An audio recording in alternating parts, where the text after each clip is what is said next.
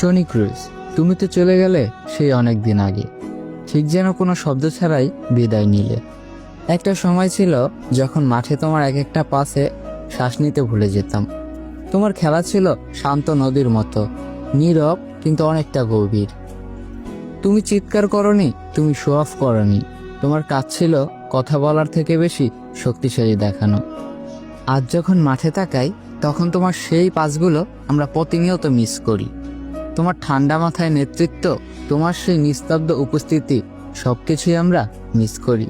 তুমি ছিলে রিয়াল মাদ্রিদের হৃদয়, এক নীরব সেনা। রিয়াল মাদ্রিদ আজও খেলছে, কিন্তু তোমার ছায়া পড়ে আছে প্রতিটা ম্যাচে। তুমি চলে গেছো, কিন্তু বিশ্বাস করো, আমরা যারা তোমাকে সত্যি সত্যি ভালোবাসি তারা কোনোদিনও তোমাকে ভুলতে পারবো না। টনি ক্রুজ, তুমি কেবল একজন মিডফিল্ডার না, তুমি এক টুকরো আবেগ, এক চিরন্তন স্মৃতি।